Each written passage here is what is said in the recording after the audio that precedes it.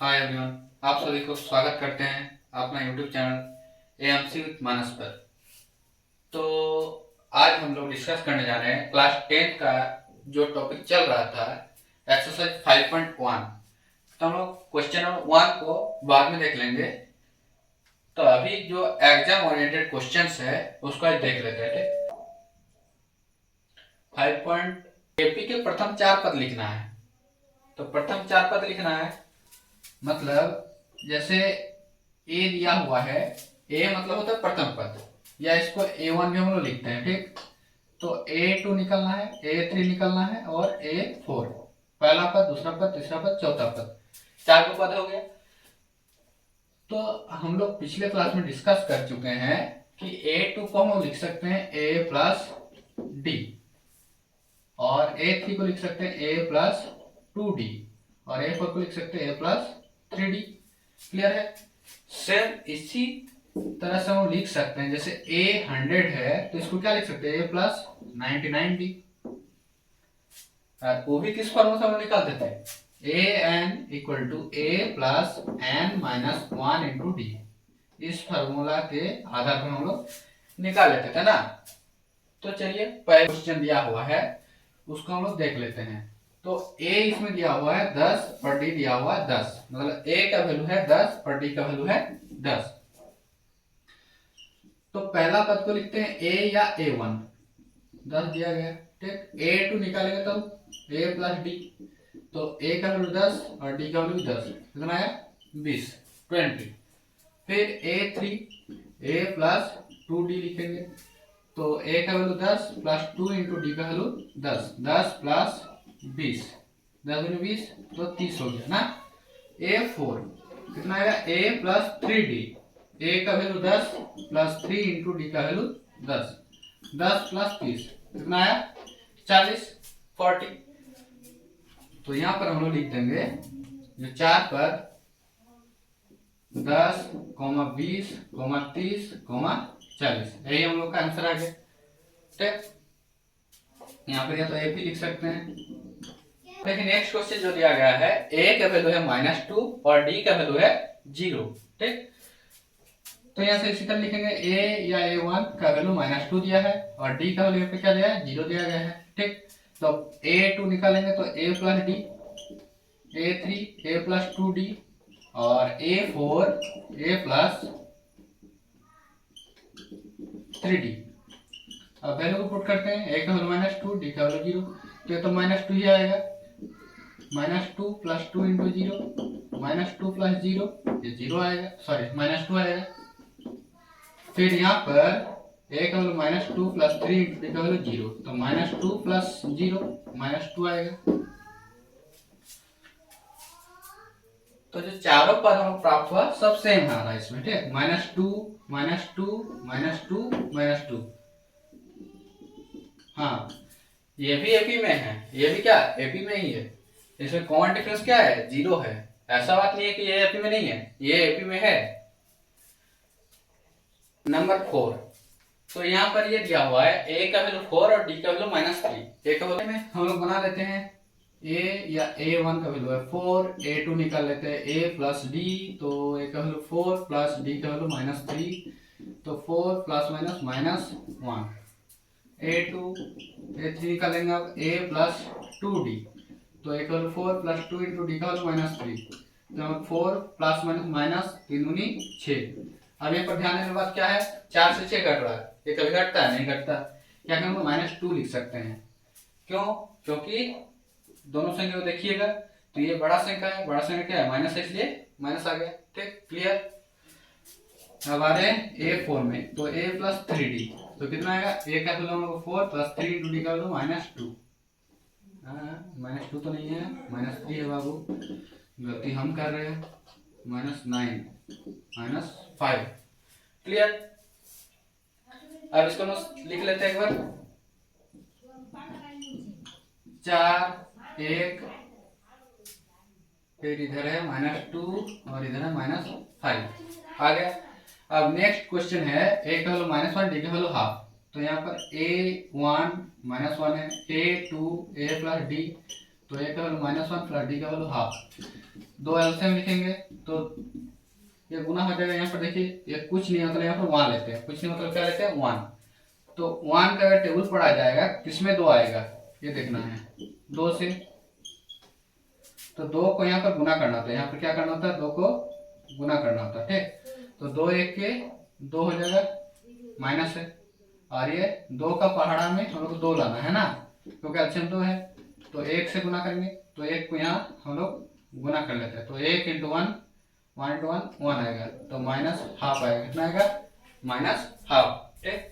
अब A3 a plus 2d, तो a का वैल्यू -1 प्लस 2 इंटू डी का वैल्यू हाफ, ये 2 2 कैंसिल आउट हो जाएगा, -1 प्लस 1 0।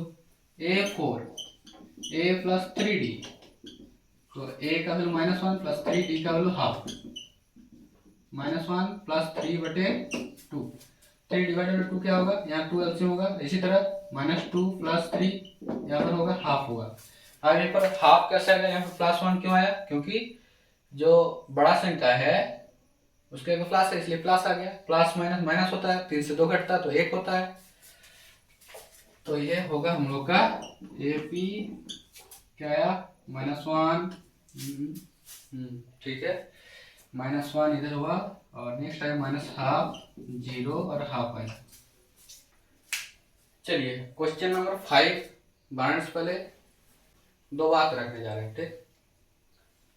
मैथ्स क्या है, मैथ फॉग की भांति होता है। मैथ क्या है, फॉग की भांति होता है, मतलब मैथ्स एक कोहरे की भांति होता है। आप एक कोहरा में मान लीजिए रास्ता पार कीजिएगा तो जितना आप आगे जाते हैं रास्ता धीरे धीरे क्लियर होता है ना, ठीक इसी तरह मैथ भी एक ऐसा सब्जेक्ट है, आप स्टेप वाइज बढ़ते जाइएगा तो आपको अपने लक्ष्य मतलब आंसर तक आप पहुंच जाइएगा। तो इसी तरह ये मैथ का ही जादू है ना। चलिए अब क्वेश्चन बनाते हैं। ए का वैल्यू -1.25, डी का वैल्यू क्या है -0.25। तो यहाँ पर हम लोग A1 -1.25 लेते हैं, A2 निकाल लेते हैं प्लस डी, देख रहे हैं स्टेप बाय कैसे बढ़ रहा है। -1.25 डी का वैल्यू प्लस -0.25, -1.25 प्लस -0.25। तो -1 से क्या होता है प्लस होता है, ये तो सभी को पता है। तो हम लोग पॉइंट वाइज जोड़ लेते हैं 0.25। तो इसको हम लोग जोड़ेंगे, पॉइंट सीधा में पॉइंट देना होता है। 5 5 10 0 जमा 1 5 इधर 1 कितना आया 1.50, लेकिन हाँ माइनस बैठ जाएगा।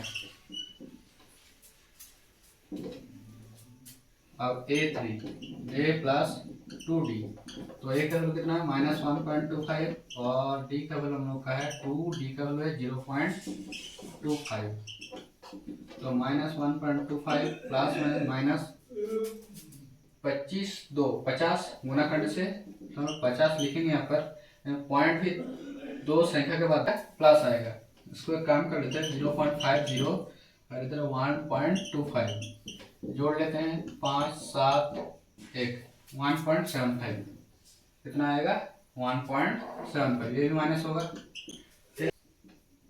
तो A4 इक्वल लिखेंगे A प्लस 3d, A का वैल्यू -1.5 और D का वैल्यू -0.25, -1.25 प्लस माइनस 3 इंटू 0.25 गुना करते हैं तो 75 होगा, 0.75 आएगा ना, 0.75 प्लस माइनस हो गया। अब इसको भी जोड़ लेते इसी तरह 1.25 और इधर 0.75, 5 का 0 1 7 2 9 1 10 0 1 जमा 1 1 1 2, तो यहाँ पर क्या आएगा -2.00, माइनस प्लस होता है। तो ये रहा क्वेश्चन नंबर 2 का लास्ट प्रॉब्लम जो था हम लोग बना लिए, ठीक। अब आ रहे हैं नेक्स्ट क्वेश्चन में। तो थर्ड क्वेश्चन ये है, निम्नलिखित में से प्रत्येक एपी के लिए प्रथम पद और सर्वंतर निकालिए। प्रथम पद मतलब ए और सर्वंतर मतलब डी निकालना है। 3 1 -1 -3, तो यहाँ पर हम लोग प्रथम पद 3 है और सर्वंतर निकालना मतलब डी, डी को क्या बोलते हैं सर्वंतर। तो ये होता है A2 -A1 होता है ना, मतलब पिछला पद से सामने वाला पद को घटाते हैं। तो 1 माइनस 3 माइनस 2 आएगा। ये रहा सर्वांतर। इससे भी हम लोग निकाल सकते हैं, जैसे -1। अच्छा, ये हम इसको A1 बोलते हैं 3, A2 1, A3 -1, A4 -3, ठीक। इसमें से भी हम लोग D निकाल सकते हैं, तो A3 A2, तो क्या होगा यहाँ पर -1 -2 आएगा। सेम इसी टाइप से तो इससे इसको माइनस करके भी हम निकाल सकते हैं, घटा के, ठीक। तो A और D इसमें निकल गया, और इसमें देख लेते हैं। तो A यहाँ पर क्या है -5 है, और D निकाल लेते हैं तो क्या होगा -1 -5, मतलब A2 A1 फॉर्मूला से। तो -1 +5 कितना आएगा 4 आएगा, क्योंकि जो 5 है 5 क्या है, क्या प्लस लगा हुआ है और संख्या में बड़ा है, इसलिए 4 आ गया। तो A और D का वैल्यू हम लोग का आ गया 3, 5/3, 9/3, 13/3। तो इसमें निकलना है A, मतलब पहला पद या प्रथम पद जो लिखना लिख सकते हैं, तो ये आएगा हम लोग का 1/3। और D को निकालते हैं, चाहे इससे इसको घटाते हैं, या तो इससे इसको घटाते हैं, या तो इससे इसको घटा सकते हैं, ठीक। कोई एक आप लोग ले सकते हैं, तो इससे हम लोग देख लेते हैं। 5/3 -1/3 मतलब A2 A1, तो 3 एलसीएम आएगा। तो 3 एलसीएम आएगा तो 3 का टेबल में हम लोग को लाना है 3, तो 1 से गुना करते हैं, मतलब ये होगा हम लोग का 1 से ये गुना होगा ना। सेम इसी तरह ये भी 1 से गुना होगा, तो 5 × 1 5 -1 × 1 1 4/3, डी निकल गया 4/3। अच्छा, अगर आप लोग क्लियर नहीं हो रहा है तो इससे भी हम लोग दिखा देते हैं। तो D = 9/3 -5/3। सेम इसी प्रोसेस में क्या होगा, 3 एलसीएम 9 + 5 4/3, लेकिन D का वैल्यू सेम आ रहा है ना, तो हम लोग कोई एक ले सकते हैं, इससे इसको घटाते हैं या तो इससे इसको घटा सकते हैं, कोई दिक्कत नहीं। अब आ रहे नेक्स्ट क्वेश्चन में। तो A का वैल्यू यहाँ पर कितना है 0.6 है, D का वैल्यू 1.7 - 0.6।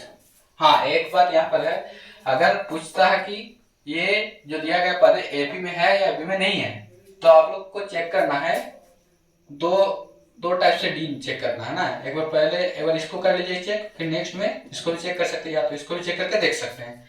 मतलब हर एक में पदों का अंतर को देख लेना है, तभी हम लोग निर्णय कर सकेंगे कि ये एपी में है या एपी में नहीं है। इस टाइप का भी क्वेश्चन आएगा, तो इसको घटाते हैं 1.7 - 0.6। चलिए घटा लेते हैं, 7 6 का 1, तो 1.1। थैंक यू, अब मिलते हैं नेक्स्ट वीडियो।